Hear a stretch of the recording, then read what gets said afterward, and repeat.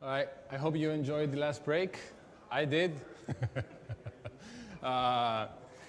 So now let's briefly talk about Camunda Cockpit and how it can help you troubleshoot your process operations. Again, I'm Patricio, technical consultant with Camunda. For today, again, we're going to kick it off by talking a little bit about why Cockpit. We're going to talk about the features and then dive into a live demo.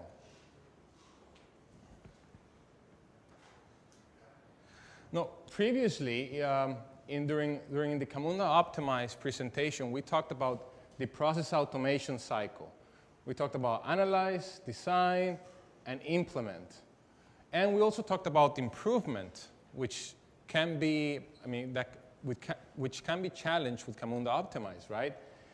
In this case, Camunda Cockpit falls in the operate category here.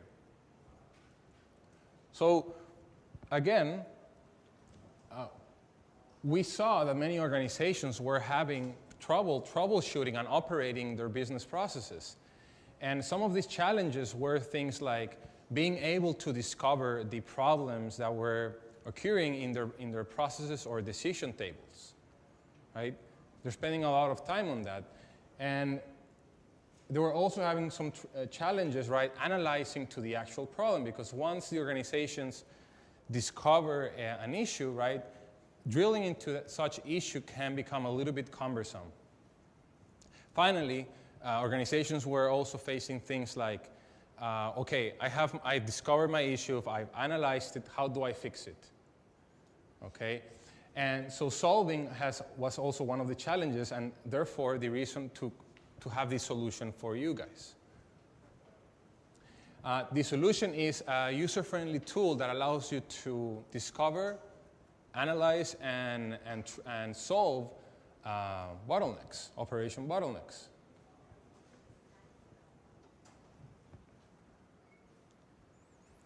Again, if you should consider Camunda Cockpit if you are automating business processes or decisions with Camunda, if you want to discover, analyze, or solve those problems quickly, and if you want to manage the full life cycle of workflow or decision tables.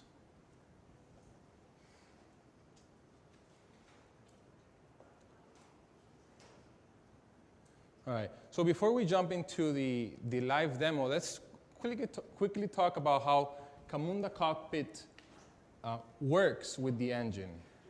All right, so Camunda Cockpit is meant to be used by an operator. It could be technical or non-technical. It uses the REST API to communicate with the engine and gather information about any possible problems or bottlenecks in your processes and decisions. Now, the cool thing here is that since Cockpit uses the out-of-the-box solution that you guys have from us, since it uses the REST API, you can build your own user interface. In fact, many of our customers do that today, the majority of them.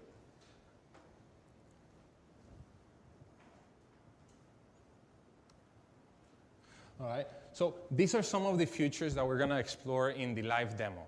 I'm not going to spend too much time here because I'd rather have you get some hands-on experience. So we're going to see some discovery, how to discover a problem. We're also going to analyze the problem. And finally, solve it. All right? So let's get to it, to the demo.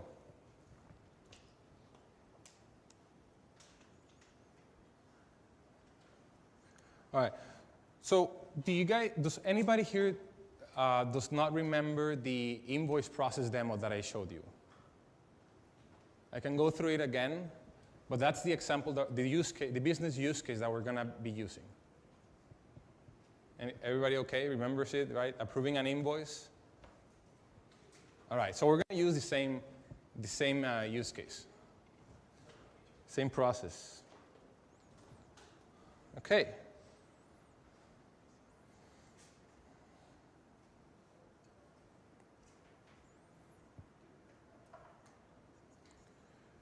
let's see here.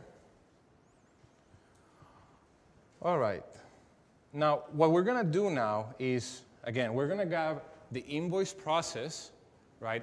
And I've previously deployed it to my engine. And what I'm going to do now is I'm going to start the process. Okay. I mean, actually, I could start the process with task list. Now, task list, again, is used to, it can be used to complete human tasks, right, and to maybe start processes if you want to, right? Now, in this case, I could start my invoice process through task list, but to make it a little bit more fun, I'm going to use Postman, right? So what you guys see here is I'm going to be doing a REST API call to the engine, and I'm starting a process and starting a process with some variables, right? So I'm sending a file, I'm sending the amount of the invoice, the creditor, and some other pieces of information. So all I'm going to do here is I'm going to send it, okay? And as you can see, I got a 200 OK back. So everything's working fine. Now, this could be an application. So imagine this could be your own customized application or your existing application. It could be something like that. So my process has started. Now, if everything worked OK, I should see a task here, which I do. All right? So it says approve invoice user task. And I can see here that I'm currently located in the approve invoice user task. All right? And once I complete this user task, the next step would be either to go through the yes path or the no path and do some other activities. So I'm just going to go ahead and approve it. And I'm actually approve it, so I should be, once I approve it, I should see the prepare data transfer user task in my task list. So let's hope for that. Okay. All right, go ahead and claim it. Do you approve? Yes. And I complete it. If everything is OK, I should see a task here, but I'm not seeing a task there. So something is wrong. OK? Now, let me go look at Cockpit and see what's going on. Maybe there's an incident. I don't know. Right? Let's discover that problem. All right, so as you can see here, this is the Camunda Cockpit Dashboard. Here, you can see information about how many running process instances there are. You can see information about if there are any incidents. As you can see, there are 2 open incidents. Maybe that's why I didn't see my task in my task list. You can also see information about how many open human tasks there are and other report information. Now, the cool thing is that there are plugin points here, meaning that you can add your own custom graphs, right? You can add your own custom menu navigation options up there. So it's very customizable. But since I'm too eager to understand what the problem is, I'm just going to dive into the open incidents. OK? All right, so I'm going to look at the process instance that I just recently created. All right, so 0626. Yeah, that sounds like that's the process that I want to work with. So I click on it, and looking at the runtime UI, I can see that there's an actual open incident there. But I want to know more about that incident. So what I do now is I go over to incidents, and I see that there's the actual incident, right? So it's a failed job. It failed with this service task. Right, this service task was trying to call a REST API endpoint, but it failed. Now, before this demo, what I did was I threw that REST API endpoint away just for demo purposes, and it's in the trash, so I just need to go and fix it. But I know that because, well, I did that before this presentation, but you could dive into the problem and inspect what's going on. So what I'm going to do now is I'm going to fix it, right? So I open up my deployments folder, right? And I open up my trash. Oops, I dropped it in the trash by mistake. And what I'll do now is I'm just going to redeploy my REST API endpoint. And luckily, everything should be OK now. Now, what I'm going to do here is I'm going to increase the number of retries for this fail job. I go here. Yes, increment number of retries. Please. OK. And now, that incident should be gone. All right, so I've managed to discover and analyze and solve a problem.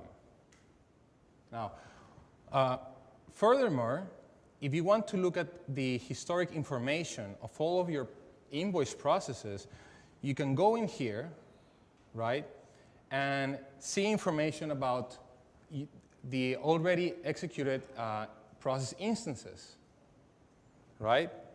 Not only that, before I continue with history, in runtime, right, you can dive into a specific process instance and look at the different variables that such instance has. So the amount value, whether it was approved or not. So imagine that a business user calls the operations guy and he's like, hey, I need to update the amount value, right? It's not 30, it's 60 or something else, right? You can do so by going here and updating such information, okay? Now, if the auditor all of a sudden calls you and he's like and asks you, hey, did you ever change a variable in such process? Then, well, you can look at the history information of such process instance, right? Go into user operations and see that there was an actual variable modification on the process, right? And this is just the tip of the iceberg of the information that you have access to, right? Again, you can build your own Cockpit user interface and get all of this information through the REST API and do whatever you want with it. Anyways, going back to the now to see a more holistic view of all your processes, you could take a look at heat map here and see what path has been taken the most in the invoice process, right? Not only that, you could also see information like, were there any incidents? Are they still open? Were they resolved? And things like that. Can you also modify the heat map to visualize other things in time, like maybe cost, based on process variables? I think Camunda Optimize it might be easier to do that with Camunda Optimize. Like if amount equals less than 30, with Camunda Optimize you could see that information. Cockpit is more about troubleshooting, and it gives you a little bit of insight to like reporting. Gives you a little bit of insight from a reporting perspective. Yeah. Thank you. Yeah. Can I ask a question? Yeah. For taking that action where it failed, typically that task may be controlled by an entitlement, that that person has that entitlement to do that action. Yeah. Does this retry require that same entitlement, or is it like an admin function that allows them to do it in place of that person? Yeah, so you can configure authorizations with Camunda. So you can say user John, Mary, or anybody else may or may not have access to Cockpit or a specific process definition. Meaning like maybe John does not have access to the invoice process, but Mary does. Okay, so you can still control this with entitlements similar to the original process? Yeah. Okay. Okay. So we are running out of time. We can probably do like one or two questions when I change. Okay. Yeah. One or two questions. So to have all these features like the heat map and the audit history of the variables, what is the history level that you suggest to use? It depends how much workload you want on your database. So, I mean, you can go for full history, or you can go for auto level history.